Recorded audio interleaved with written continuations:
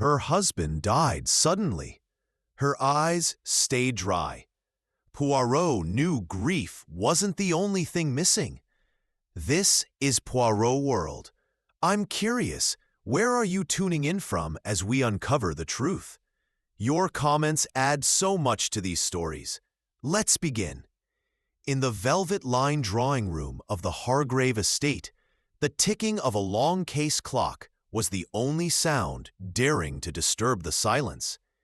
It was just past 10 on a crisp October morning when the butler, solemn-faced and visibly shaken, stepped into the study and found Sir Miles Hargrave slumped over his desk, head tilted at an unnatural angle, mouth slightly ajar, and one hand frozen over a half-written letter addressed to his solicitor.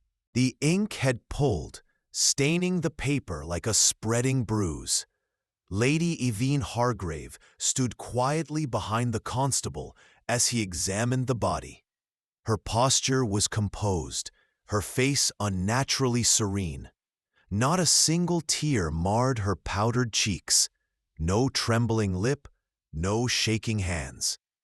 She had called the authorities herself with impeccable calmness and had already changed into a darker ensemble by the time the first officer arrived. Sir Miles, a retired diplomat known for his polarizing temperament and meticulous record-keeping, had only returned from Morocco 3 months prior, following an abrupt end to his post.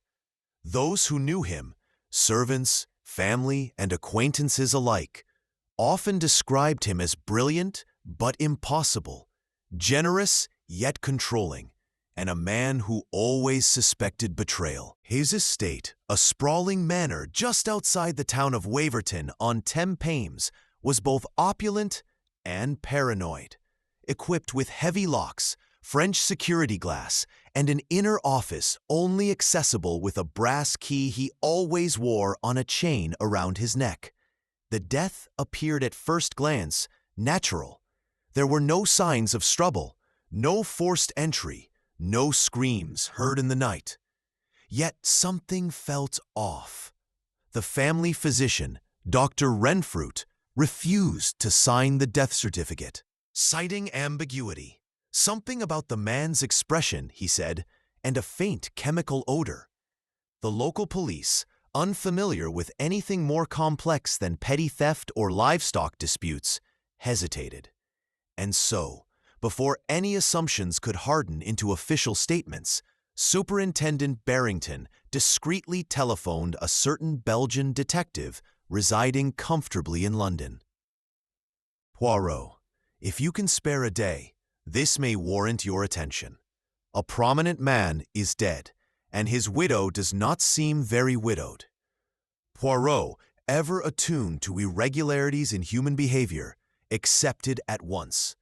By the time he arrived at Hargrave Manor the following day, the house had adopted that eerie stillness, particular to places touched by sudden death.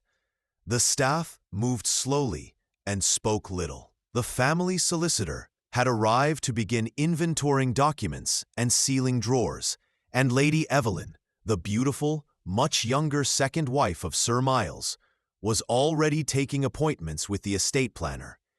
As Poirot stepped out of the taxi, a chill breeze lifted the edge of his coat, but he smoothed it back into place with clinical precision. He removed his gloves delicately, surveying the building with a practiced eye. Ivy curled up the stone walls, all windows were shut, curtains drawn tight. Orderly, yes, but perhaps too orderly. He was met at the entrance by a pale young man with fidgeting fingers. "Victor Cray, Sir Miles's nephew.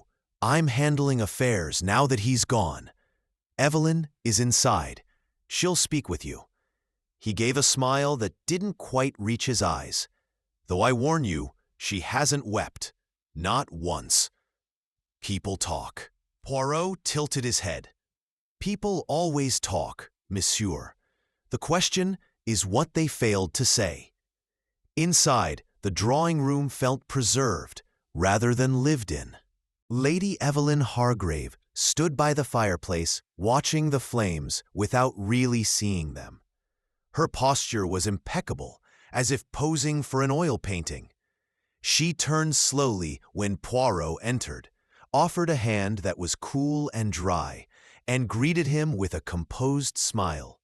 "Monsieur Poirot, thank you for coming. I assume they told you everything."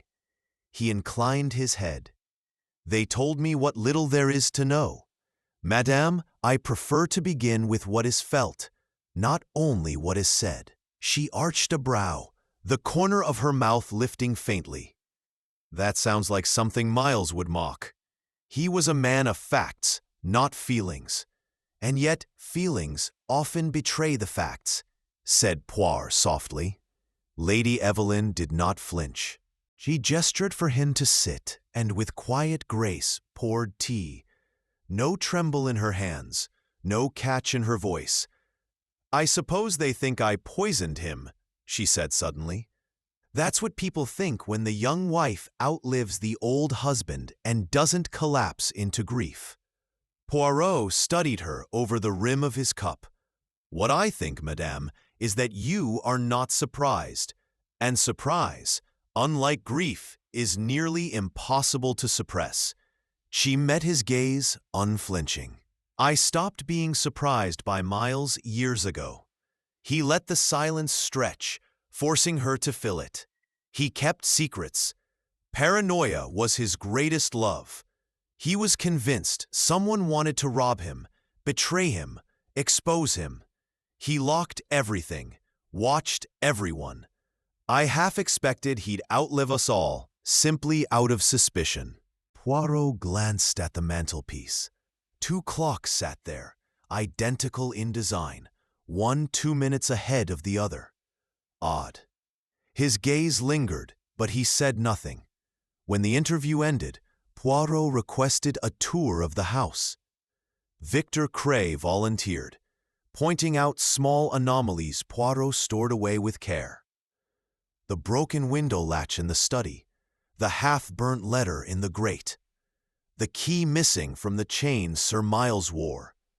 Lady Evelyn said it was there the night before. Victor offered, but it wasn't found on the body. Poirot nodded, eyes narrowing. "And you, monsieur, where were you that evening?" "Playing billiards with Hargrass' godson, Jeremy Atherton." "We were here. Doors locked. Staff can confirm." "Ah, the alibis will arrive like clockwork," murmured Poirot. As he left the study, he paused beside the long case clock. He tapped its polished wood and whispered under his breath, "The widow never cried, but the house itself, perhaps it mourns." And with that, Hercule Poirot began. The next morning, as a light drizzle softened the edges of the Hargrave estate's pristine lawns, Poirot requested that all individuals connected to the deceased be gathered in the drawing room. Lady Evelyn, impassive as ever, agreed without protest.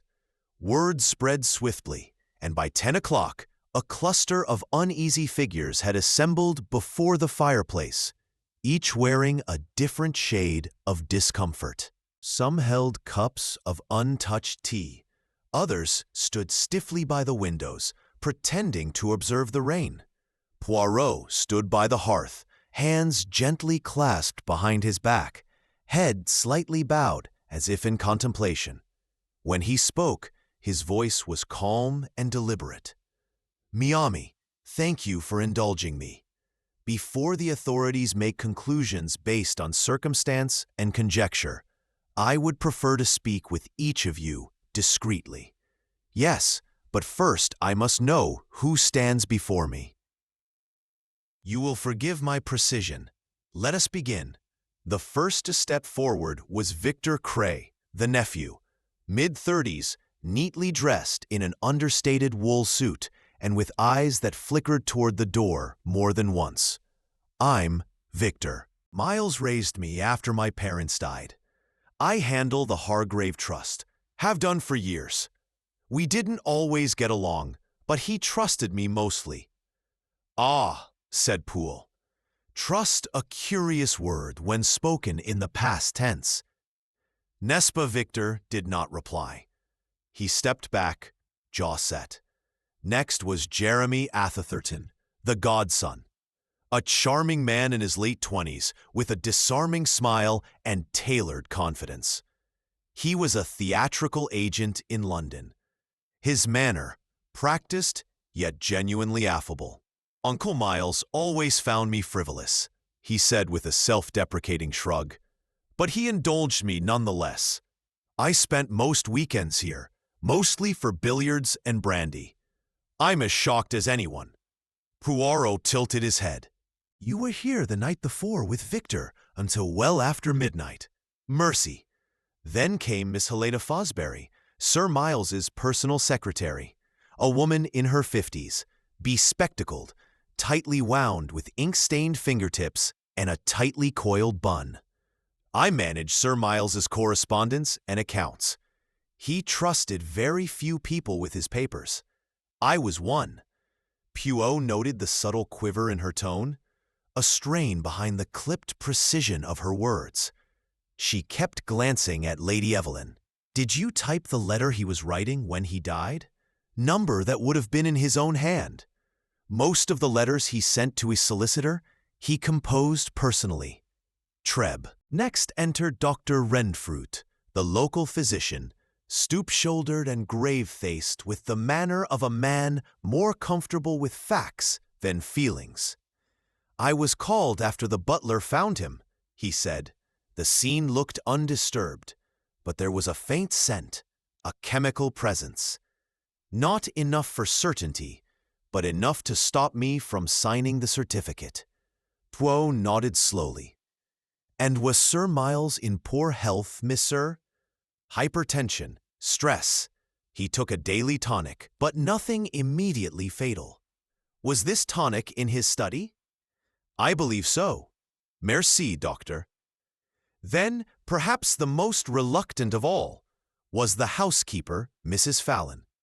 Late 60s, folded into herself like a weary sparrow, yet with eyes that had clearly seen too much. "I've been with the Hargraves for 30 years, she murmured. "Sir Miles was difficult, but he paid well. He and Lady Evelyn, they didn't share much anymore. Separate rooms, separate everything." Poirot raised a brow, and yet no talk of divorce.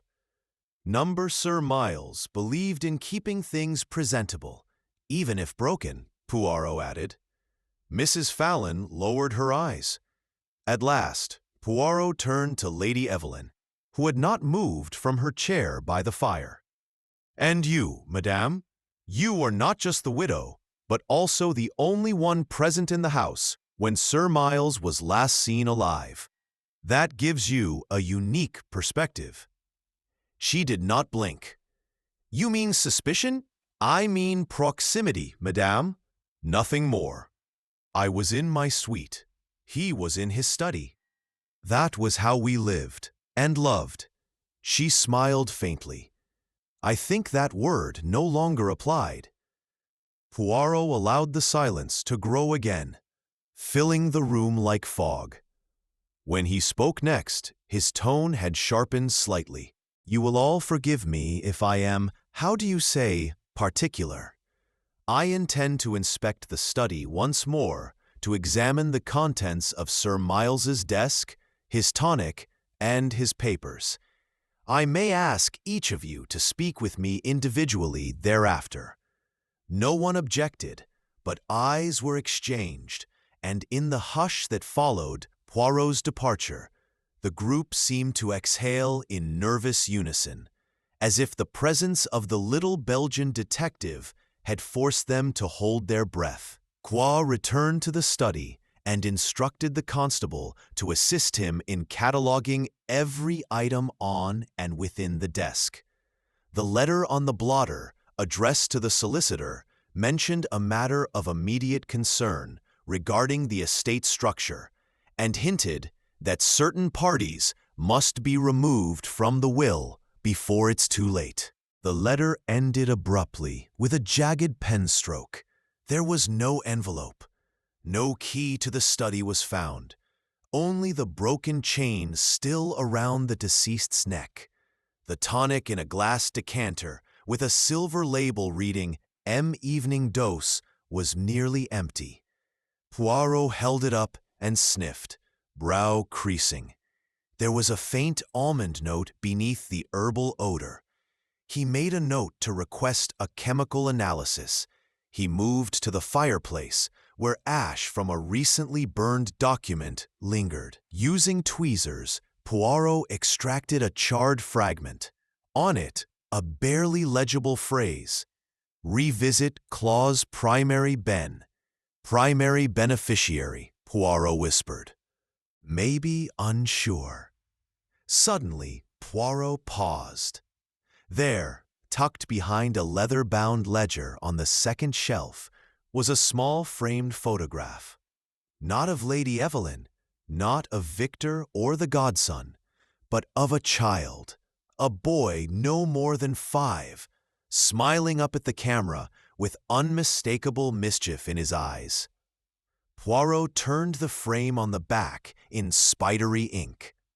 "Leo, my truest legacy." Poirot's brows knit together. "And who, Mati Garcelon, are you?" As he returned the frame to its place, he heard a voice behind him. Curious, isn't it? It was Miss Fosbury. Sir Miles never spoke of him, never mentioned the name. I once asked, and he shut the drawer and changed the subject. Poirot turned slowly.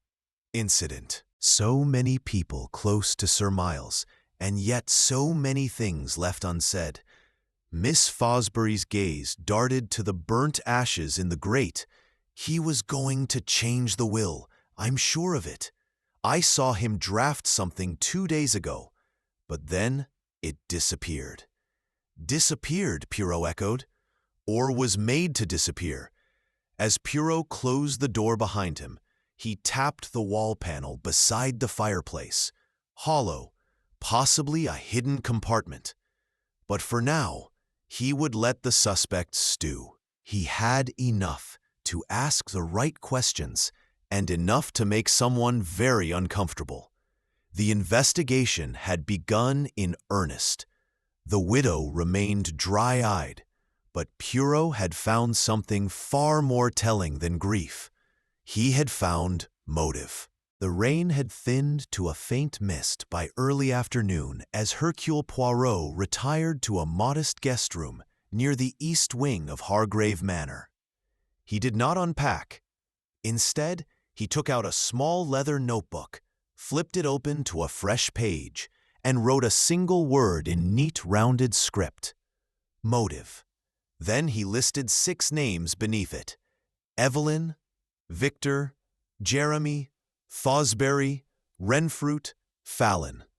He underlined Evelyn's name twice. Moments later, he descended the wide staircase.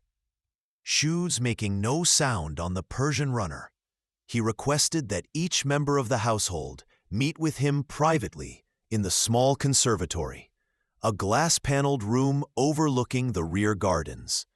The chairs there were uncomfortable, the walls transparent, and the atmosphere disarming. Victor Cray was the first to arrive. He stood stiffly, arms crossed, jacket too tight at the shoulders. His expression tried for composure, but fell short by a margin that Poirot measured with precision. "You are managing the estate's financials, monsieur?" "Yes," said Victor. "I've done so since Miles fell ill 2 years ago. But you do not reside here permanently." "I live in London. I visit on weekends and any time Miles needed me." Poirot leaned back.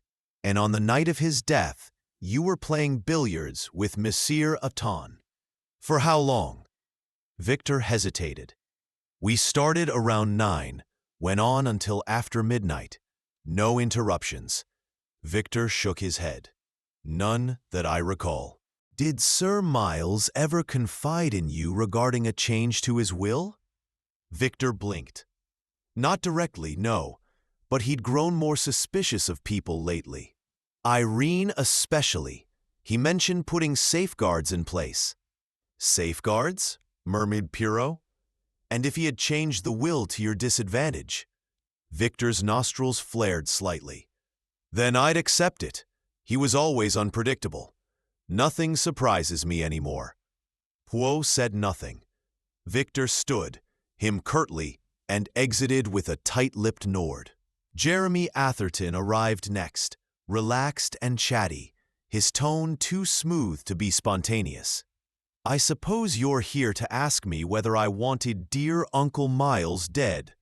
The answer, I'm afraid, is no. I rather like the old Cajun. Kagan indeed, said Poirot dryly.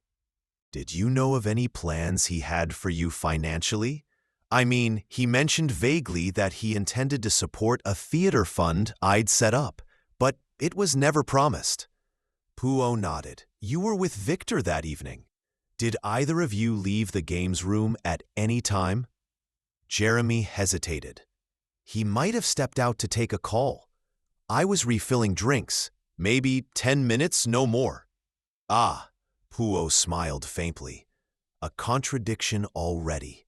Victor said he remained with you the entire evening. Jeremy raised his eyebrows, then gave a sheepish grin. Well, we weren't exactly clocking each other's moves. Poirot's gaze sharpened. Even so, it is curious that you cannot both recall the same thing. Merci, monsieur. Jeremy left with a slight shrug, a lightness that Poirot now interpreted as deliberate deflection. Miss Fosbury was already waiting in the hallway, standing ramrod straight, her notebook tucked under her arm. Do you keep regular records of Sir Miles's correspondence? Poirot asked as she entered. Of course. Dates, recipients, subject lines. May I see the log for the past week? She produced a slim brown journal and passed it over. Poirot flipped through the entries until he found the final one. Drafted letter to solicitor re-trust restructuring intended to sign in morning. He tapped the entry. Did you see the final version number? He asked, not to be disturbed. It's unusual. Normally, I would type and file a copy. And the name Leo, does it appear in any correspondence? Miss Fosbury's jaw tightened. Number. But I found the photograph years ago behind his dictionary. He never spoke of the boy. And what of the will? I wasn't privy to it, but I do know this. He locked a sealed envelope in the red filing cabinet the day before his death. It was gone the next morning. Gone? She nodded. I opened the drawer myself. Only dust and indentations remained. Poirot took note. A missing key. A missing envelope. A burned fragment of legal language. This was no accident. Next was Dr. Renfrew, who came reluctantly, as if the interview were beneath his role. I've told the authorities what I know, he said. The heart gave out, likely under duress. And the almond scent. A trace of cyanide can smell like that, said Renfrew. But it could also have come from his tonic. I didn't test it. Poirot raised a brow. Surely you could have done so. Renfrew flushed. I am a rural physician, not a chemist. I left it for the coroner. Poirot made a mental note to request an immediate analysis. And you have known the Hargraves long? Decades. I delivered Victor as a child. Evelyn, she's a different story. Indeed. In what way? She never warmed to Waverton society. Always distant. She didn't marry Miles for love, I think. Then for what? Renfrew paused. Stability, control, perhaps escape. She rarely left the house these past months. Poirot thanked him, and the doctor left, brushing past Mrs. Fallon on her way in. ... The housekeeper clutched her shawl and looked around nervously, as though fearful the walls might overhear. I've kept this house in order since Miles's first wife died. Lady Evelyn, she was never cruel, but she lived separately from all of us." "You mean emotionally?" Poirot asked. "Emotionally, physically, spiritually. She had no friends, no clubs, only her garden and her books." Poirot folded his hands. "Did Sir Miles ever speak ill of her?" "Number. But sometimes, after arguments, he would lock himself in the study for hours, writing, rewriting. I'd hear the fire crackling. I think he destroyed more than he created." Poirot nodded. "And the key to the study, always on him. Was the body moved when found?" "No, sir. The butler found him still slumped over, chain broken, key missing, glass empty." "Do you know who poured his tonic?" Mrs. Fallon hesitated. "Lady Evelyn did always. Miles didn't trust anyone else." Poirot leaned forward slightly, "And she poured it the night before his death." "She did. She brought it in herself. I saw her with the tray."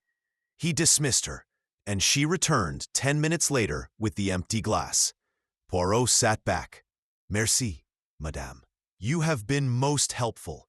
When the housekeeper left, Poirot sat alone in the conservatory. The drizzle had picked up again, tapping lightly against the glass panes. Contradictions had surfaced. Victor's claim of continuous billiards conflicted with Jeremy's recollection. The envelope Miss Fosbury mentioned had vanished, along with any updated will. Evelyn had served the final drink. The study remained locked to all but one, the widow, and still not a single tear. Poirot walked slowly back to the study. He tapped the hollow panel beside the fireplace again. This time, he pressed firmly. There was a soft click. A small compartment slid open. Inside, the sealed letter addressed to Leo. No surname, no return address. Poirot slipped it into his pocket and whispered, "The boy who is not spoken of may speak the loudest." As he left the room, Poirot allowed himself one brief look at the grand portrait of Sir Miles above the fireplace. Painted in his prime, hand resting on a globe, eyes full of command, a man who trusted no one, and perhaps in the end with reason. The next morning, the local authorities returned with increased urgency. The coroner's preliminary report had arrived, and with it came the kind of clarity that causes men to draw swift conclusions. A trace of cyanide had been confirmed in Sir Miles Hera's bloodstream. The source was likely the final dose of his nightly tonic, which had been partially absorbed and metabolized before death. The presence was small, but unmistakable. Superintendent Binkton, a large man with a deep voice and a fondness for simple theories, wasted no time. Poison in the glass. Only one person served him that night. Lady Evelyn. That's enough to bring her in. Poirot's expression did not change. He folded his hands and said, "No, Muir, it is not enough. It is the beginning, not the end. She had motive, a strained marriage, full control of the estate if he died before changing the will. No witnesses, and she served the drink herself." Poirot nodded thoughtfully. "All true, but perhaps too conveniently so. The key was missing from his body. The envelope from the cabinet vanished. Someone else knew there would be no will to contradict their inheritance. And yet the widow remains calm. Too calm. That does not make her guilty, but it makes her interesting." Barrington was not satisfied. He instructed his men to prepare an informal caution and visit Lady Evelyn in her quarters. Poirot did not object. He knew better than to block official procedure. He only watched. The scene that followed was one of quiet tension. Lady Evelyn sat in the drawing room, still and immaculate. A teacup rested untouched before her. She neither protested nor confessed, merely tilted her head when the officer spoke. "I'm not surprised," she said softly. "Do what you must." Poirot entered just as the officer was preparing to take her statement. "Pardon, madame," he said, "but one more question. The envelope, sealed, addressed to Leo. Did you ever see Sir Miles write it?" She looked at him then. For the first time, her composure flickered. "Leo." Poirot watched her closely. "We, the photograph, the sealed note." "You knew of him." Her fingers tightened slightly on the edge of the armrest. "He was no one, just a memory. A child Miles used to sponsor. Or so he said." Poirot noted the evasiveness. And yet the envelope was hidden, not mailed, and the key vanished. If someone wanted to destroy that note before anyone else saw it, they would have needed access, but not necessarily to poison. "No, madame, the poison is what they want us to chase. The envelope is the truth." Barrington interrupted impatiently. "That's speculation, Poirot. We have a body, a poison, and the serving tray. We need action." Poirot turned to him calmly. "Then act, but know this. The truth, it is not so eager to reveal itself to the impatient." By midday, word had spread through the house that Lady Evelyn might soon be arrested. The staff whispered in corridors. Victor kept to the study, rifling through papers with a nervous energy that betrayed more than concern. Jeremy, flamboyant as ever, appeared in the conservatory with a bottle of cherry and 2 glasses. "To toast the inevitable, Miss Poirot," he said with a grin. "The widow's going to hang." Poirot declined the drink. "It's always the quiet ones who are blamed first. I prefer to reserve my toasts for accuracy, not assumption." Jeremy laughed. "Suit yourself. Between us, though, she had it coming. Nobody mourns a tyrant, and Miles was worse than that. Did you benefit from his death, Miss Poirot?" Jeremy took a sip and winked. "Only emotionally." Poirot did not smile. Later that day, Poirot requested a second look at the study with Helena Fosbury. "You said a sealed envelope was placed in the red cabinet," he reminded her. "Yet there was no key on the body and no signs of forced entry." Helena adjusted her glasses. "Correct." Poirot leaned down beside the cabinet. "But there is a scratch here on the edge of the lock. Fresh, just enough to suggest a tool was used." Helena frowned. "I hadn't noticed." "Someone opened this without a key," Poirot murmured. "They did not break the lock, but they were in a hurry. A practiced thief might manage such a feat." He stood. "Miss Fosbury, were you ever alone in the study after Sir Miles's death?" She hesitated.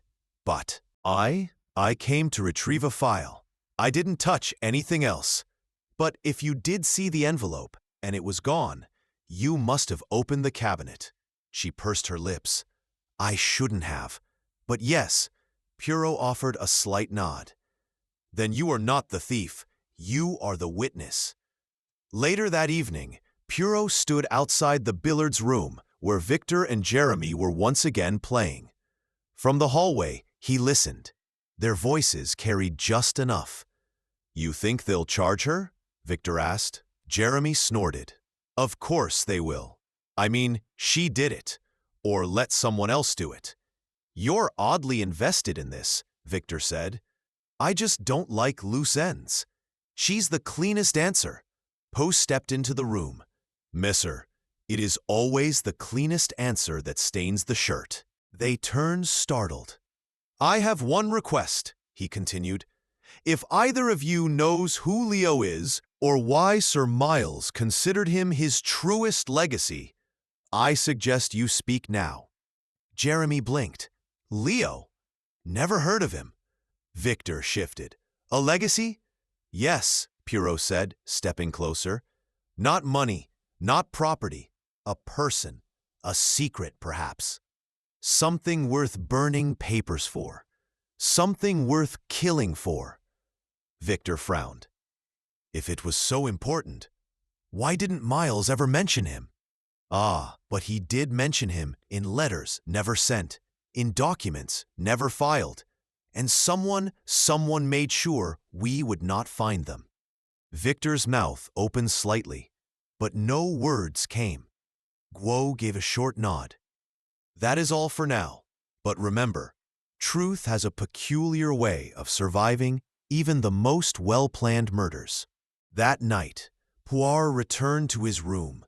He laid out the fact: cyanide in the glass, envelope missing, photo of Leo hidden, no will found, and 6 suspects, each with motive, means, or opportunity. But someone had tried too hard.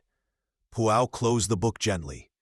The convenient suspect is rarely the correct one, he murmured, and the widow who does not cry may still have nothing to hide. Outside, the wind picked up, somewhere in the distance. A window shutter banged loose. The manor groaned beneath its weight of secrets. Poirot did not sleep. He was waiting for one of them to make a mistake. The morning sun filtered weakly through the clouds, casting pale light over Hargrave Manor's gravel paths and rain-up hedges. Poirot, immaculate in a gray suit and spotless patent shoes, took his coffee alone in the conservatory. He drank slowly, not for taste, but for rhythm, setting the tempo of the day. The manor around him had grown restless. The tension was no longer passive. It was taut and watchful, coiling inward. Poirot was no longer a visitor. He was now a threat. By noon, the detective had planned a subtle game of pressure. It was not confrontation he sought, but reaction, psychological imbalance. The truth often revealed itself not in what people said, but in how they held themselves when challenged. He began with Jeremy Athian. He found the godson in the music room, idly playing a minor key progression on the grand piano.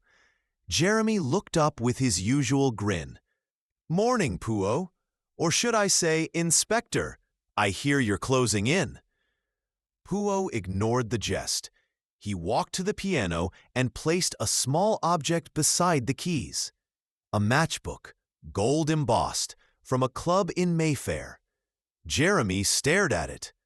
"What's this?" "You left it in the fireplace of Sir Miles's study.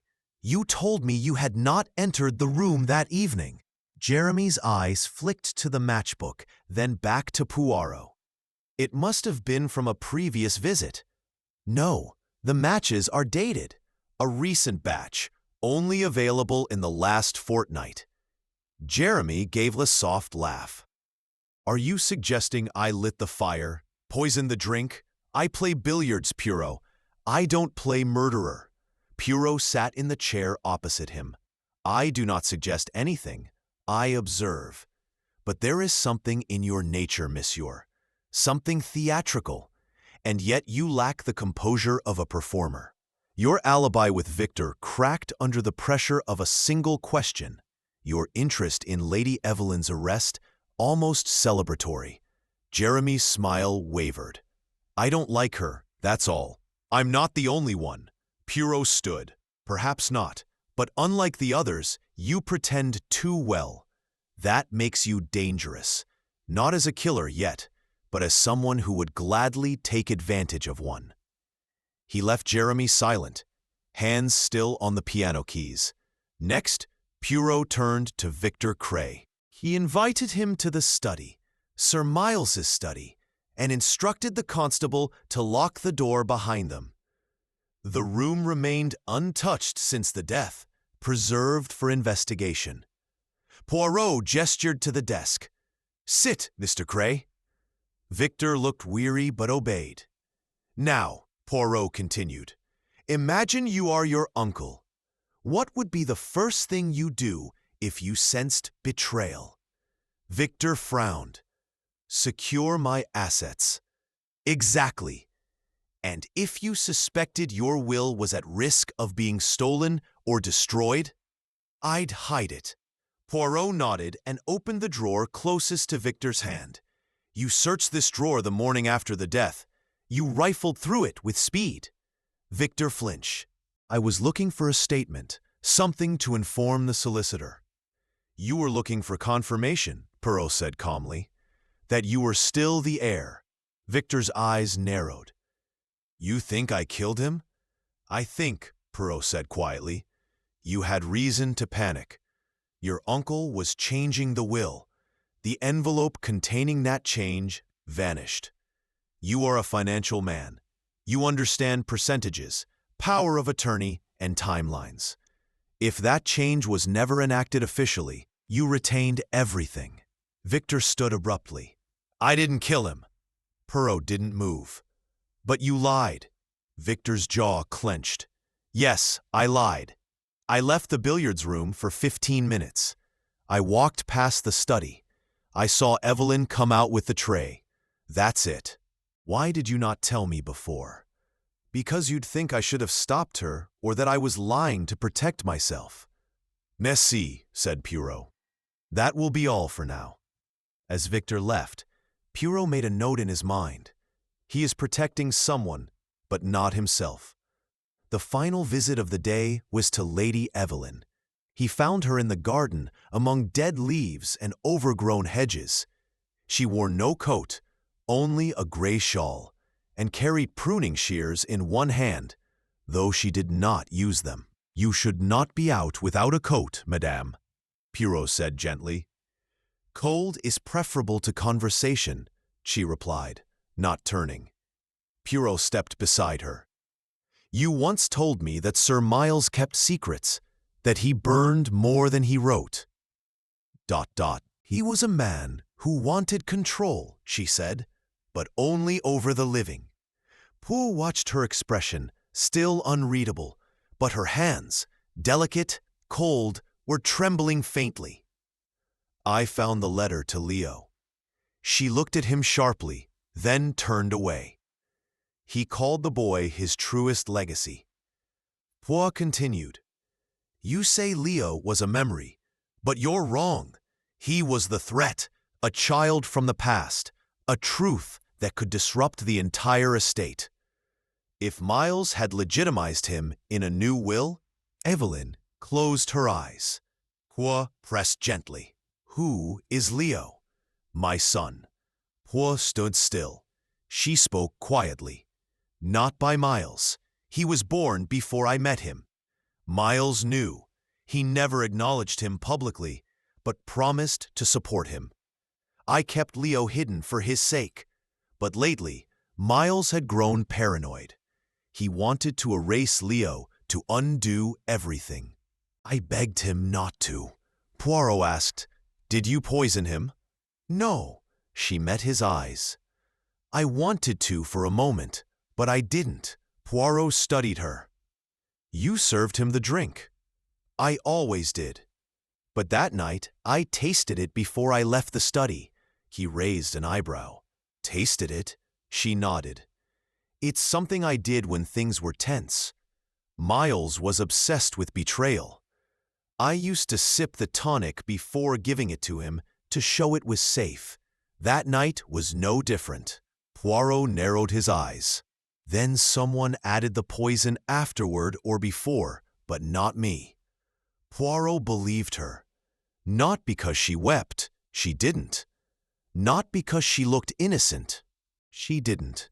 But because her voice trembled only when she mentioned her son, the one thing she had left to protect. Poirot returned to his guest room and sat at his writing desk. The lines were forming, the strands slowly pulling together. One truth now stood out. The poison was meant to be blamed on Yvine. The will was stolen to preserve a fortune, and Leo, hidden, erased, was the motive for both. Now all Poirot needed was the moment when guilt would show its face. Uninvited. And it was coming. The atmosphere at Hargrave Manor, once quietly tense, now bristled with panic, held just beneath the surface. Rumors circulated among the servants about the mysterious Leo, the missing will, the poison, the locked cabinet. The constable stationed at the house reported that Victor had been making repeated phone calls in hushed tones, while Jeremy had begun packing his bags, claiming the performance had run its course. Poirot said nothing of what he had learned so far, but he watched. Every step, every glance, every silence. At precisely 7:15 that evening, the manor was jolted again. The housekeeper, Mrs. Fallon, burst into the drawing room, face pale and voice trembling. Monsieur Poirot, the secretary, Miss Fosbury, she's collapsed in the east hallway. I think she's... Please come. Poirot followed immediately, calling for the constable. They found Miss Fosbury crumpled near the foot of the narrow stairwell that led to the attic storage. A small pool of blood had formed beneath her head. Her spectacles were cracked nearby, and her notepad, torn at the top, lay open on the floor. She was unconscious, breathing shallowly. Dr. Renfrew, summoned from the nearby village, arrived 20 minutes later and examined her with professional haste. Head trauma, not deep enough for a fracture, but bad enough. Someone struck her from behind. Could have been pushed or hit. She may not remember anything when she wakes, if she wakes. Poirot stood quietly, hands in his pockets, his face grave. The constable, meanwhile, recovered a few important clues. A rubber-handled torch with traces of red fabric caught in its rim, and a torn piece of envelope clutched in Fosbury's hand. Poirot took the scrap gently. On it, barely legible, were the final letters. Oh, Mylia Miles! She had found something, or someone believed she had. Poirot stepped into the hallway, scanning the surroundings. It was too narrow for accidental falls. The banister was untouched. No loose carpeting, no poor lighting. This was not an accident. Back in the drawing room, Poirot laid out the notepad. The top page had been torn violently. But the impression from her pen was faintly visible on the next page. He held it up to the light and read slowly. Spoke to Fallon. She remembers Leo arriving once. Sir M. said it was the only mistake he could never erase. Poirot turned to Mrs. Fallon. Is this true, madame? Did you ever see the boy? Mrs. Fallon looked as if she might faint herself. Years ago, a small boy with curly hair. Lady Evelyn said he was the gardener's cousin. Sir Miles watched him all day from the study. He didn't speak a word to the boy, just watched. Then that evening, I overheard him say to Dr. Renfrew, I made one mistake, and he has a face. I didn't understand it at the time. Mercy, Poirot said quietly. You understood it now? Yes, she nodded, eyes filling with dread. Poirot knew this was the fulcrum. The moment the case tipped, someone had tried to silence Fosbury. She was not a threat physically, but intellectually. Her knowledge of the estate's records, her loyalty to truth, and now her discovery of Leo's significance. She was growing too close, and someone had panicked. Poirot requested that no one leave the house for the next 48 hours. The constable supported the request. The suspects were growing more agitated by the hour. Jeremy, now stripped of his flamboyance, approached Poirot in the library with uncharacteristic solemnity. I didn't touch the secretary. Whatever's happening here, it's too much. Miles was mad. Yes, but this is murder on top of murder. Perhaps, Poirot said. Or perhaps it is murder unfinished. Jeremy hesitated. You think whoever killed Miles came back to finish their work? Poirot's eyes held his, or never left. Upstairs, Lady Abinay had locked herself in her suite. She refused meals and declined all questions. Poirot did not disturb her. He believed her retreat was not guilt, but grief. A different grief than most understood, a grief over something she had never been allowed to claim. Her son, her right to be a mother, her dignity. Victor, by contrast, became increasingly irritable. He stormed into the study, slammed drawers, demanded updates from the constable, and even confronted Poirot. "Why are we still circling the same questions? You think I struck Miss Fosbury? Poisoned my own uncle? You're wasting time." Poirot, undisturbed, replied, "If I thought you were the killer, monsieur, I would not be circling. I would be closing in." Victor's mouth opened, but he said nothing. Poirot retired to the conservatory that evening, deep in thought. He reopened the sealed letter he had discovered behind the fireplace. It had no formal structure, just a few lines scrolled in hurried handwriting. Leo must never know. The truth would destroy the house. He is not to return. The money will remain, but the name must end with me. There was no signature, but it didn't need one. Poirot whispered aloud, and someone else read this too. Someone who wanted the money, but also someone who wanted to erase the threat. That was the second murder, interrupted. Fosbury had found the thread and was nearly killed for it. But that act had exposed the desperation. The real murderer was slipping. Poirot instructed the constable to search the attic and surrounding areas. Behind a loose panel, hidden in a box marked Accounts 1983, they found the original updated will. The envelope had been opened, but the document inside was intact, unsigned, but dated and written in Sir Miles's hand. Leo Hargrave to be designated primary beneficiary of the trust in absence of signature held for review pending solicitor verification. The document was proof of intent, enough to establish motive, and enough to corner the one person who had the most to lose. The trap had been set. Poirot now only needed to wait. He sent word that he would hold a formal gathering of all parties in the drawing room the following afternoon. Everyone was expected to attend. He made no mention of the letter, nor of the will, nor of the torch with red fibers. These were no longer pieces of the puzzle. They were bait.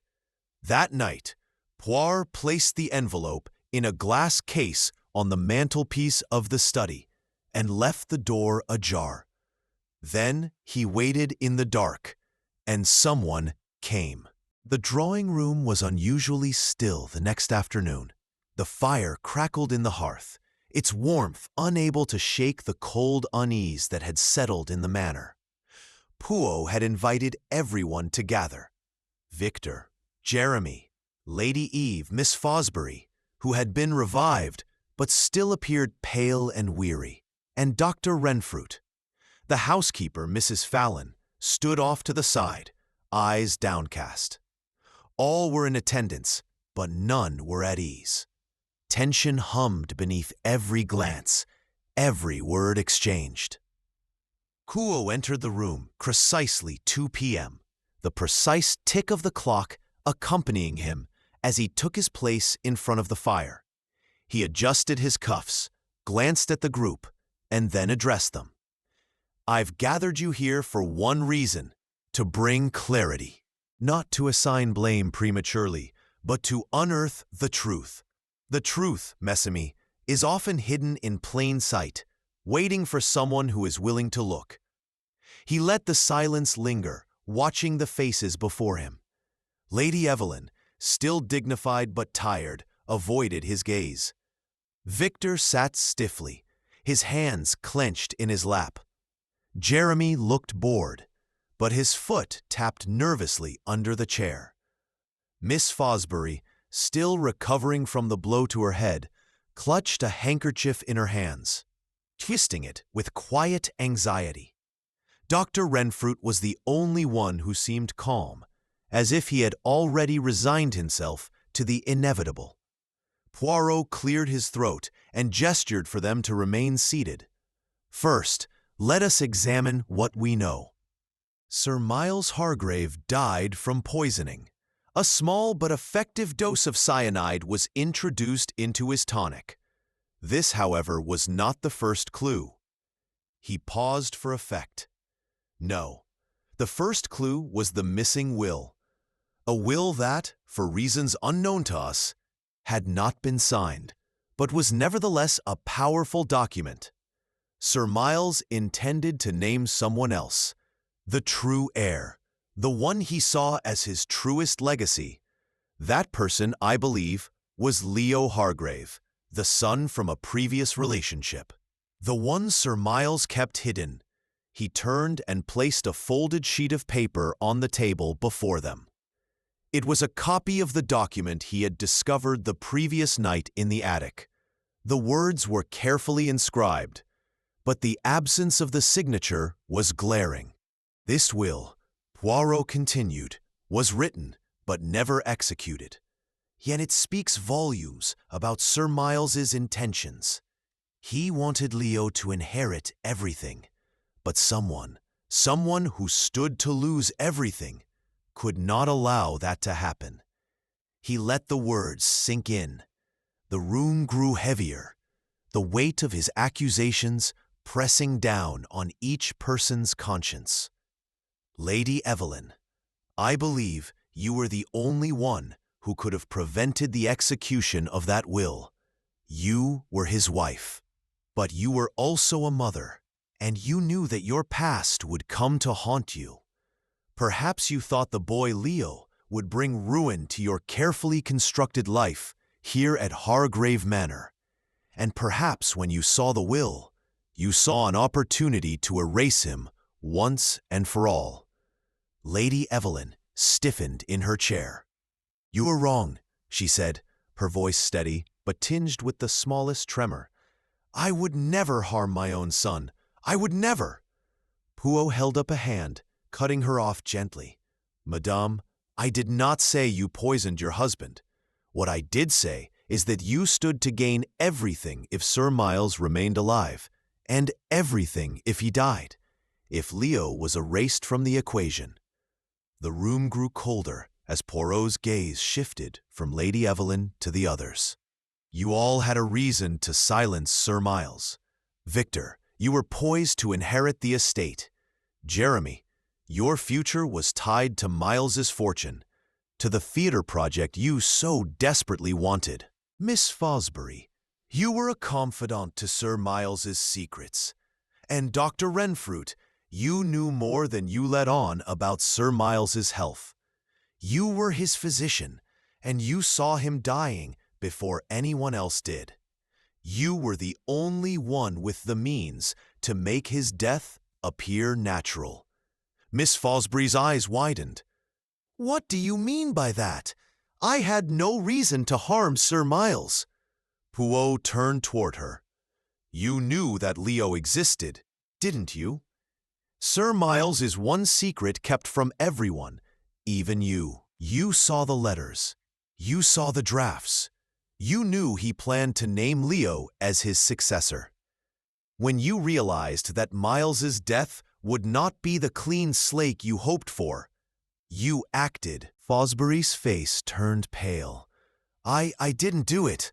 I didn't know he would do that. Poirot stood tall. Ah, but you were the one who found the missing will. You knew about Leo, and you knew the danger it posed. Sir Miles's final words, his unfinished letter. His mind was already being poisoned by his own paranoia. But it was too late. The boy had to be erased. Lady Evelyn stood abruptly. Enough. Miles was paranoid, yes, but I loved him. And Leo, I never meant for it to end like this. I never meant for it to come to this.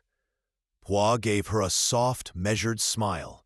But it did come to this, madame, and that is where my investigation began. At the moment of your husband's death, it was not just the poisoning. It was the theft of the will, the destruction of the future. There was a shift in the room, a subtle crack in the facade. Poirot turned back to Miss Fosbury. You were clever, madame, but your panic when you found the letter and the attempt on your life, it was not only about keeping Leo's legacy hidden. It was about controlling the future that Leo represented. And I believe you, Miss Fosbury, were willing to go to any lengths to stop him from claiming it. A pause, a long, suffocating silence. Poirot moved to the mantelpiece and touched the glass case, the one that contained the sealed envelope. This was the final piece of the puzzle. The truth was right here. All the while, you were so busy focusing on the poison, the suspicion, that you never saw the real threat. Leo, Miles's hidden legacy. Suddenly, Mrs. Fallon stepped forward, a look of recognition crossing her face. But it's Leo, isn't it? Leo, who is the real heir. He's the one who was kept hidden, the one who would have taken everything. He's the one Miles tried to protect, and he's the one you all feared. Poirot nodded. Leo is the key, but the person who really killed Miles was someone who couldn't let go of the past, someone who couldn't bear the thought of losing control, of losing everything. Poirot's eyes scanned the room. Each face was drawn, pale, as realization slowly dawned on them. The murderer, the mastermind, had hidden in plain sight. He looked at the group one last time, and without any further words, he spoke with quiet precision. The one who could not bear Miles's plan for Leo, the one who destroyed the will, was not Lady Evelyn, not Miss Fosbury, not even Victor. The real murderer is someone else in this room, and that person is you, Dr. Renfrew. Dr. Renfrew froze, his face suddenly drained of color. What? What do you mean? I didn't do anything. Poirot's voice grew colder. You knew Leo. You knew about Miles's past, his sins. You knew the truth about the boy, and you couldn't let him take everything. You knew that poisoning Miles would be the perfect way to destroy the evidence, to wipe away the threat. And when Leo came back for his inheritance, you made sure he wouldn't succeed. The room was silent as Dr. Renfrew's breath hitched. His trembling hands betrayed him. Bro stepped forward, his words cutting through the stillness. Dr. Renfrew, you poisoned Sir Miles and planned to frame the others, but in the end, you overlooked one thing. The truth always finds its way to the surface, even if it has to be dragged out. Renfrew's face fell, his shoulders slumping as the weight of Poirot's words sank in. It was over. The house had grown eerily quiet after Poirot's revelation. The weight of truth hung heavy in the air, suffocating the usual sounds of the manor. The fire crackled softly in the drawing room, casting dancing shadows on the walls. But the people gathered there were no longer concerned with warmth or comfort. They were frozen, trapped in the grip of Poirot's words. Dr. Renfrew stood stiffly, his face pale and devoid of its usual composure. He could no longer maintain the pretense. Poirot had laid bare his motives, his actions, his guilt, and Renfrew knew that no argument, no denial could escape the trap the Belgian detective had set. His shaking hands reached for the chair behind him, but he was too slow to sit. Instead, he remained standing, his shoulders hunched, his face betraying the dawning realization that the game had ended. Poirot remained seated, his fingers steepled in front of him, watching Dr. Renfrew with an unwavering calm. There was no gloating in his expression, no triumph in his tone, just quiet certainty. "You knew, Doctor," Renfrew, Poirot said softly, breaking the silence. "You knew that Sir Miles Hargrave was planning to change his will. You knew that Leo, his son, the one Sir Miles had kept hidden, was the true heir. And you knew that if Leo were to inherit, everything you had worked for, everything you had gained from Sir Miles's trust, would be gone." Renfrew swallowed hard, his throat dry. He took a hesitant step toward the chair, then paused, looking at Poirot with haunted eyes. "You don't understand, Poirot. Miles was obsessed. He wouldn't let me help him. He was losing his mind. And when he told me about Leo, when he admitted that his past was coming back to claim him, I couldn't let that happen. I couldn't let that boy take everything. He wasn't even part of this family. He was a stranger." Poirot's gaze never wavered. "And so, you decided to take matters into your own hands. You poisoned Sir Miles. You made it appear natural, an illness, a breakdown, so that no one would suspect foul play. You killed him because you feared what Leo's return would do to your comfortable life here." Renfrew clenched his fists. "I didn't kill him. I didn't mean to. I thought I could stop it. Just stop Leo from getting that will. I didn't mean for it to get out of control. I wanted to protect what I had here. My position." "My future," Poirot's voice was firm but not unkind. "And so you destroyed the will. You took it and you thought you could erase all evidence of Leo's existence. But what you failed to realize, Dr. Renfrew, is that Leo's claim was not just about money. It was about truth. And truth, like a seed, will always find a way to grow, no matter how deeply you bury it." Renfrew collapsed into the chair, his shoulders slumping in defeat. "I thought I could get away with it. I thought if I erased Leo, if I silenced the truth, everything would go back to normal. But it didn't, and now everything is ruined." Poirot's eyes softened for a moment. "No one wins in such a game as you, but you played it anyway, and now you must face the consequences." The room was silent again, save for the crackling of the fire and the occasional sound of distant footsteps echoing in the corridors. Poirot sat back in his chair, his eyes never leaving Dr. Renfrew's hunched form. The others in the room, their faces unreadable, their thoughts their own, watched the scene unfold with a mixture of disbelief and awe. Lady Evene, who had remained quiet through it all, now spoke.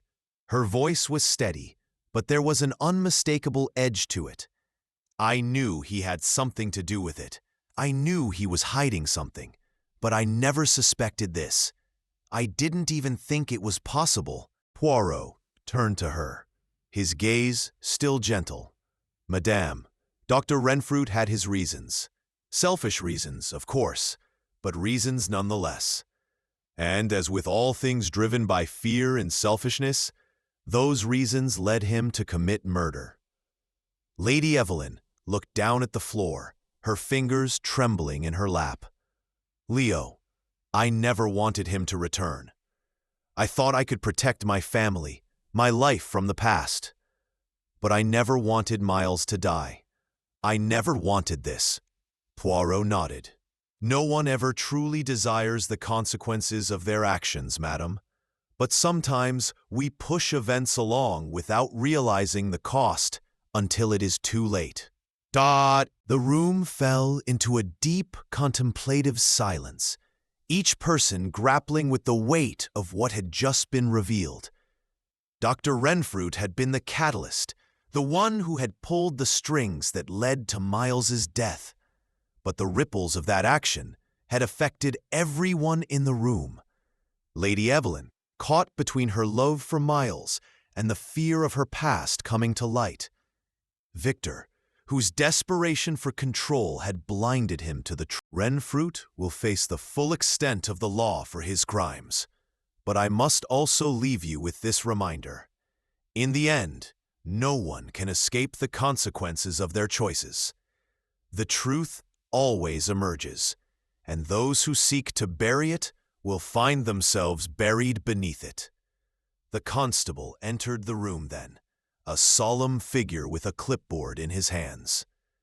"Dr. Renfrew," he said, his voice steady but firm.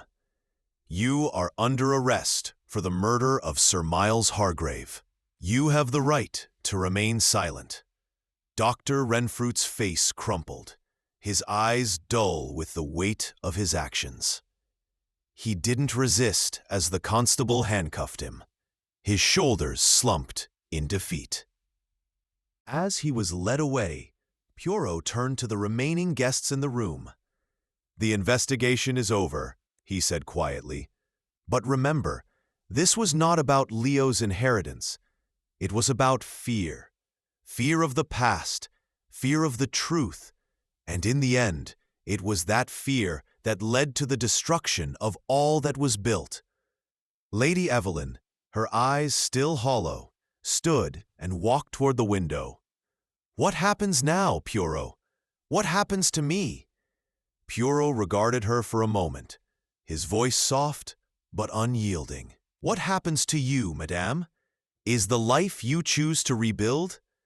You may have lost everything, but there is still a future for you, one that is not built on secrets." As he turned to leave, Poirot paused by the door and looked back at the room, his gaze lingering on the cold hearth where the fire had once burned bright. "And remember this, madame. It is not the past that defines us. It is the choices we make in the present." With that, Poirot left the room, his footsteps echoing in the now silent manor. Outside, the rain had stopped. The sky was clear, and the evening stars were beginning to pierce the velvet darkness. Poirot walked toward the gate, his mind already turning over the next case, the next puzzle, the next mystery. And so once again, the detective moved on, leaving behind the ruins of another tangled story, another tragedy resolved by the quiet logic of his little gray cells. The days following Dr. Renfrew's arrest were a blur of paperwork, interviews, and the steady hum of justice unfolding. Hargrave Manor, once vibrant with the movement of its inhabitants, now felt like a mausoleum, heavy with the weight of its secrets. The authorities conducted their thorough investigation, and Dr. Renfrew was taken into custody without a struggle. His trial was swift, the evidence clear, and the charges unambiguous. There was little left to dispute. Renfrew's motives, his self-serving desperation, his fear of being replaced, and his fixation on preserving his position had led him down the dark path of murder. Lady Evelyn remained in the manor, her once elegant, composed demeanor now worn with the passing days. She declined interviews, retreated from public life, and spent most of her time in the garden, where she would wander among the roses and lilies, her face as unreadable as the stone statues that lined the paths. She had lost everything: her husband, her dignity, the life she had worked so hard to build. But there was no crying, no visible grief. It was as if the capacity for emotional release had simply been drained from her. Poirot, ever observant, had taken note of her behavior. In his years of solving cases, he had seen many different kinds of grief. But this was different.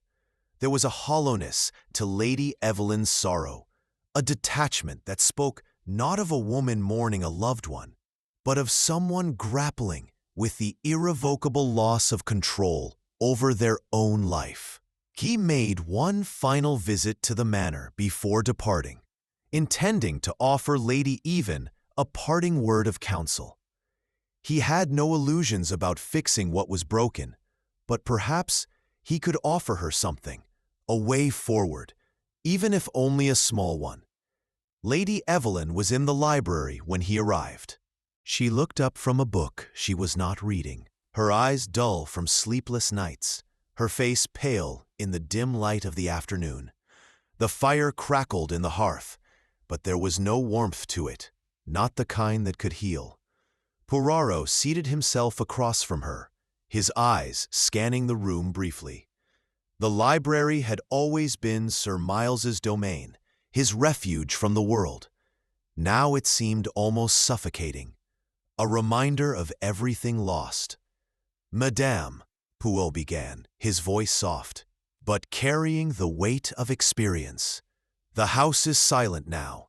The truth has been laid bare, and the one responsible for Miles's death has been held accountable. But there is more to this than the murder.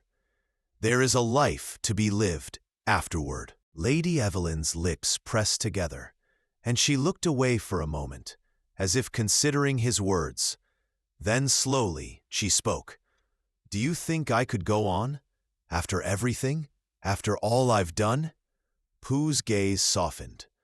"I do not judge you, madame. You made your choices, as we all do.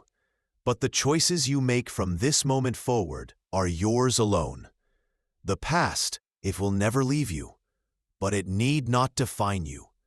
She laughed, a hollow sound devoid of humor. "Define me?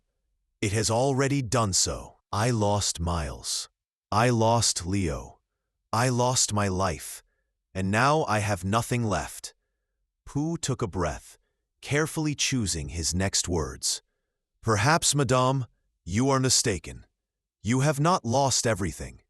You have your life, and that life, however difficult, can still be a journey towards something else. What that something is, I cannot say, but you must decide to remain here, trapped in the past, is to remain buried beneath the weight of it. But to move forward, to begin again, that is your choice." Lady Evelyn looked at him, then really looked at him, as though seeing him for the first time. Her eyes were filled with a mixture of sorrow and something else, perhaps hope, or at least the faintest glimmer of it. "You're right," she whispered. "I've been afraid of what comes next, afraid of facing what I've done, what I've lost." Poirot leaned forward slightly, his voice steady but encouraging.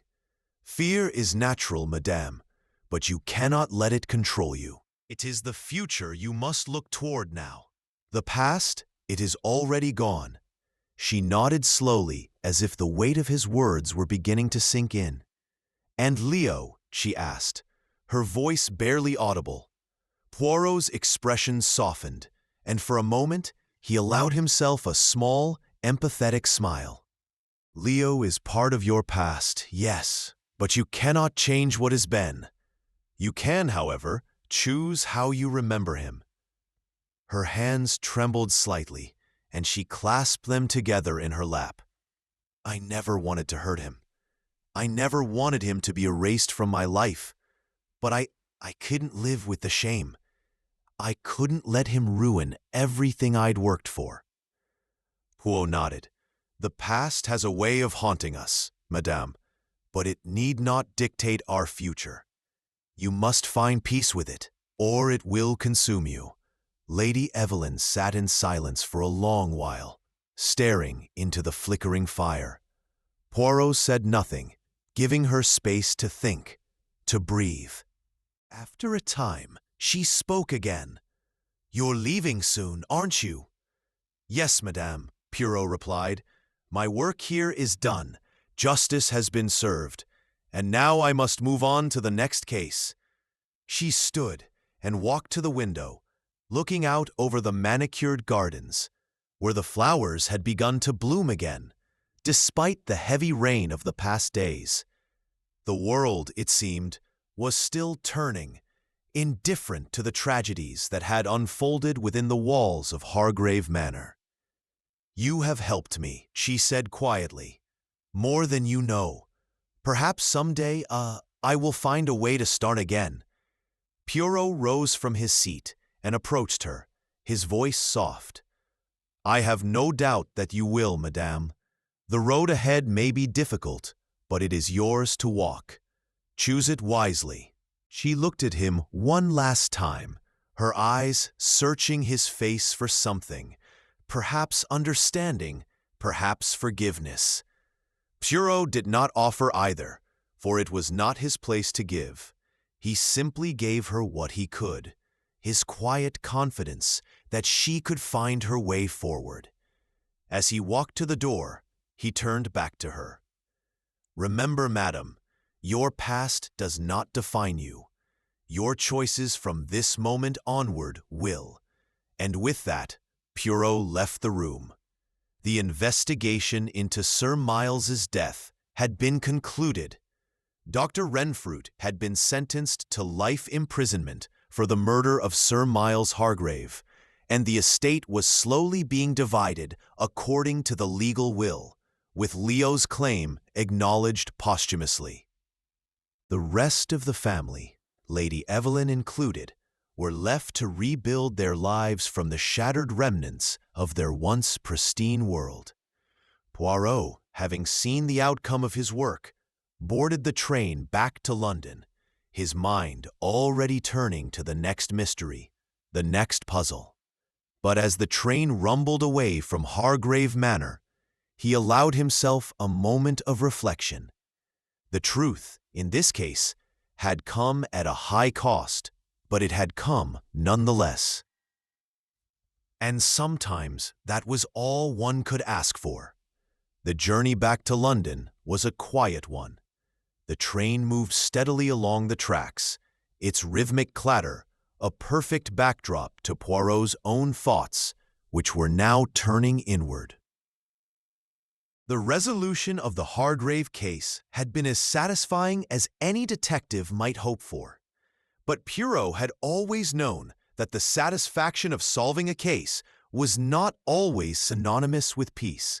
Justice had been served, and yet there was an emptiness that remained, a hollow space that no amount of reasoning or deductive skill could fill. He sat alone in his compartment, his mind replaying the scenes from Hargrave Manor, the moments of revelation, a flicker of truth emerging from beneath layers of deceit. There was no joy in victory, no sense of triumph to be had when the stakes were so high, when the players were so entwined in their own fears and flaws. It was not the first time Poirot had encountered the weight of human error, but it was one of the cases where the consequences felt particularly heavy. Lady Evelyn's final words echoed in his mind. "Perhaps someday, I will find a way to start again." The detective's gaze softened as he glanced out of the window at the passing countryside. The lush green fields now fading into the gray expanse of London's outskirts. She would indeed need time, but Poirot could not help but feel a twinge of empathy for her. In a life where choices were often shaped by the fear of what could be lost, the weight of the past could be suffocating. But even for those who had made grave mistakes, there remained a path forward, if they chose to seek it. In the silence of the train car, Poirot reflected on the people he had encountered over the course of the investigation. Dr. Renfrew, whose desperation had driven him to murder. Jeremy Atherton, whose charm masked fear of losing everything. And Victor Cray, whose ambition had blurred the lines between loyalty and greed. Each of them, in their own way, had sought to control the future, to ensure their place in a world that seemed so uncertain. But in their actions, they had all revealed the same truth.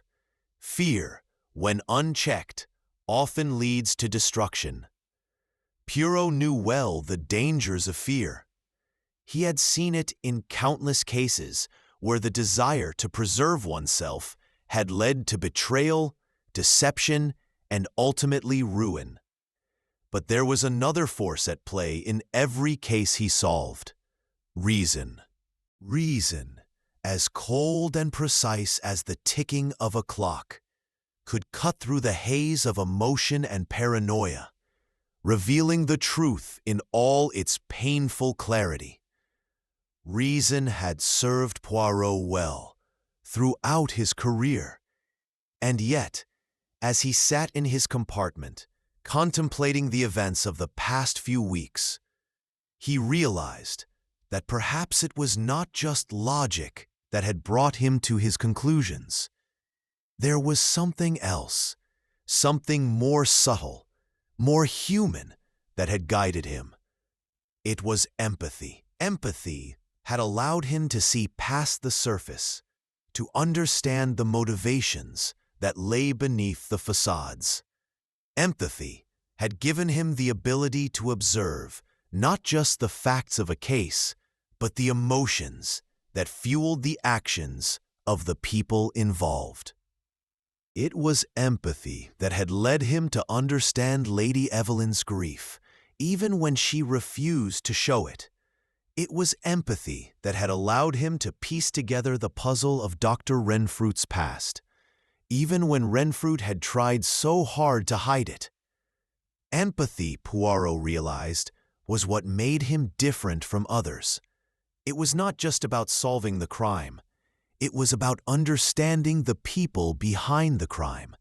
It was about seeing them not as criminals, but as flawed individuals, each struggling with their own burdens, their own fears.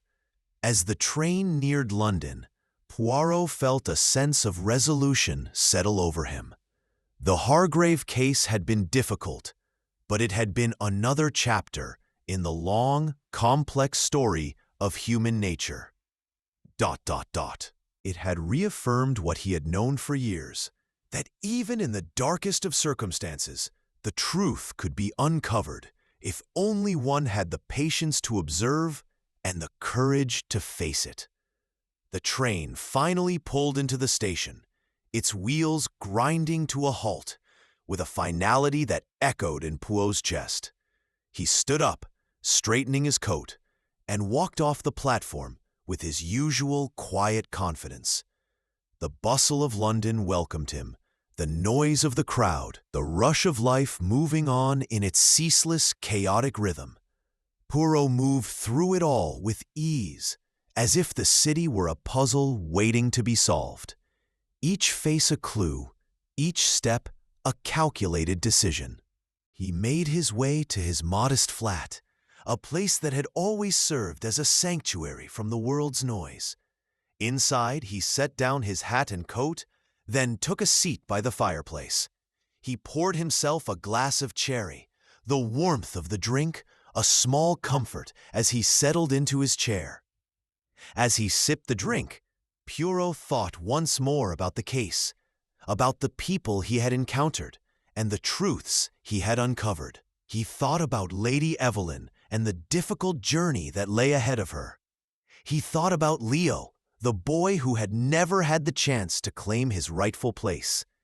And he thought about Dr. Renfrew, whose fear had led him to destroy so much. Poirot set the glass down and leaned back in his chair. The fire crackled in the hearth, its warmth wrapping around him like a blanket. For the first time in a long while, Poirot allowed himself a small private smile. His work was done, but the questions it raised would remain with him. The human heart, with all its contradictions, its flaws, and its capacity for both good and evil, was a mystery that no detective could ever fully solve. But that was what made it worth investigating, what made it worth understanding. Poirot closed his eyes and allowed himself a moment of quiet reflection. He had given his best to the case. He had uncovered the truth, and in doing so, he had brought a sense of justice to a broken world. But he knew that no case would ever be the same. Each one, like the people involved, was unique, shaped by the choices made and the lives lived. As the fire burned down to embers, Poirot stood up and walked over to his desk. He took out a fresh sheet of paper and began to write.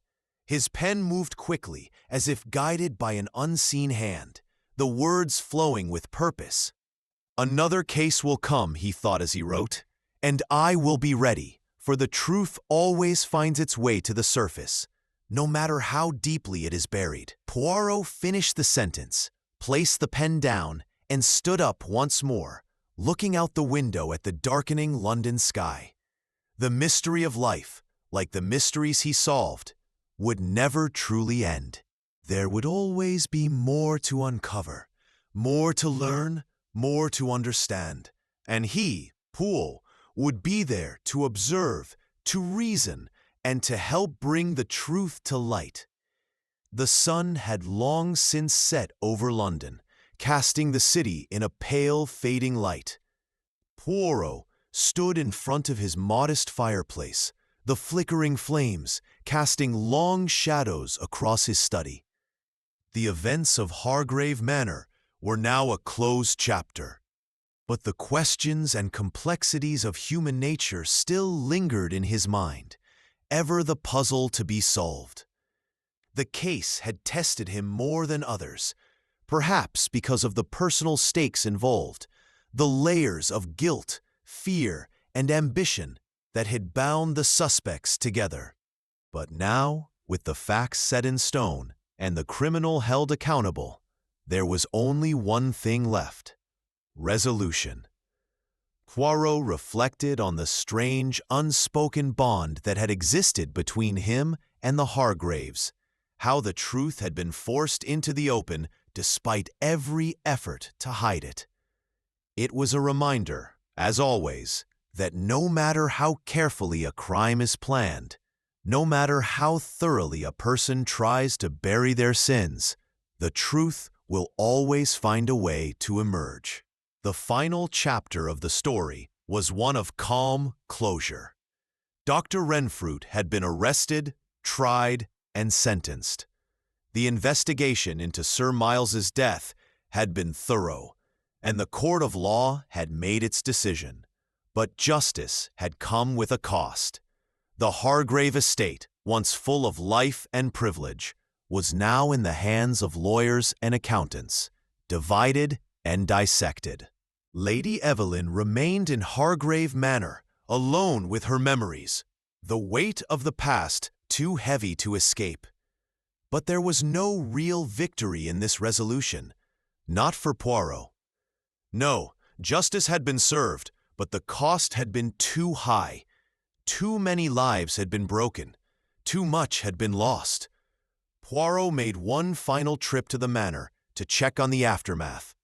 The grounds, once immaculate and vibrant with the sounds of life, had fallen silent. The windows were shut, the doors locked, and the staff had slowly dispersed, moving on to other places, other families. The only thing left now was the memory of what had happened here, the dark tale of a family caught in the web of their own secrets. Lady Evelyn stood at the edge of the garden, watching the wind stir the flowers in the distance. The once graceful and poised woman now appeared older, wearier, the weight of her choices settling upon her shoulders like a physical burden. She did not turn as Poirot approached, but she spoke softly, her voice low and resigned. "I suppose you've come to offer your final judgment, Poirot, to tell me I'm free to go on with my life." Poirot approached, standing a few paces away from her. He took a deep breath before speaking. "Madame, I have no judgment to offer. You know what you have done, and I know that you will carry the weight of it for the rest of your days. But there is one thing I can say. There is always a way forward. You may not see it now, but it is there, waiting for you." Lady Evelyn glanced at him for a moment, her eyes tired and distant. "A way forward," she repeated, as if the very idea were foreign to her. What use is a way forward when everything I've ever known is shattered? When my husband is gone and my son Leo is a ghost from the past? What is left for me?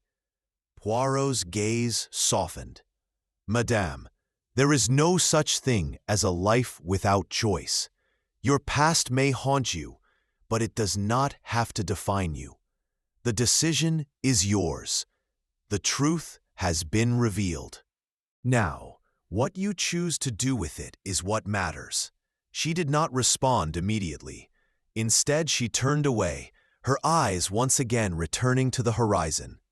The silence stretched out, a quiet acknowledgement of the complexity of the situation, of the pain that was beyond words. Finally, Lady Evelyn spoke again, her voice more measured, her tone quieter. Perhaps you're right. Perhaps there is a way forward, but I don't know if I can walk it. Poirot placed his hand gently on his cane, eyes fixed on her.